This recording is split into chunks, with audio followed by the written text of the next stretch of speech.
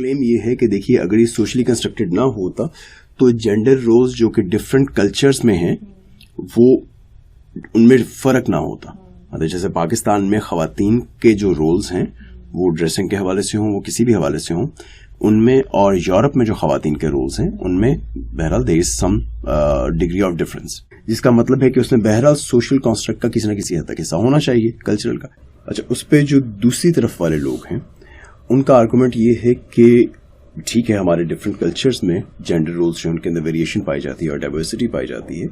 لیکن یہ جو جینڈر رولز کے اندر ڈائیورسٹی ہے دیٹ ڈز ناٹ مین کہ وہ کمپلیٹلی ڈسکنیکٹڈ ہے سیکس سے. اس کا مطلب صرف یہ ہے کہ ڈفرینٹ انوائرمنٹس میں اور ڈفرینٹ اویلیبل ریسورسز کے ساتھ انسان نے اپنی ہائر کانشیسنیس کے ساتھ جو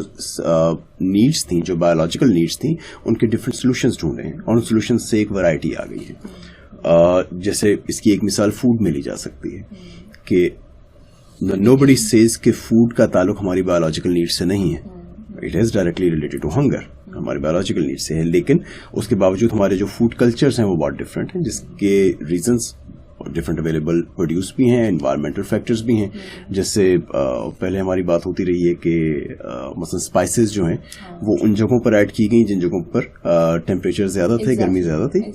فوڈ کو پرزرو کیا جا سکے. And with the passage of time we have developed that spicy taste کہ ہم باہر کی جو ہماری بہت نان اسپائسی ڈشز ہیں اس میں بھی ہم مسالہ ڈال دیتے ہیں. ایگزیکٹلی, ہم چائنیز کو بھی اسپائسی بنا کے کھاتے ہیں. Exactly, that's what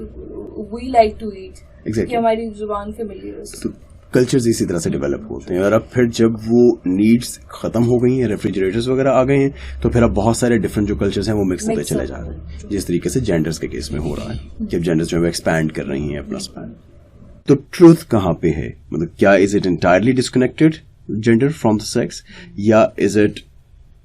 very hard wired in sex کہ جو سیکس ہمیں ڈکٹیٹ کر رہی ہے ہم نے ایگزیکٹلی اسی طرح سے رہنا ہے. تو ڈیفینیٹلی ہم یہ کر سکتے ہیں کہ جو ڈفرینٹ جینڈر رولز ہیں ان کو باری باری پک کر کے ہم یہ دیکھیں کہ ان میں سے کون سا رول ایسا ہے کہ جو سیکس ڈریون ہے اور کون سا رول ایسا ہے جو کہ سوشلی کنسٹرکٹیڈ ہے. تو اس سے پھر شاید ہم کسی زیادہ یوزفل ڈسکشن میں اور ایک آبجیکٹو ڈفرینشیشن تک ہم پہنچ سکیں.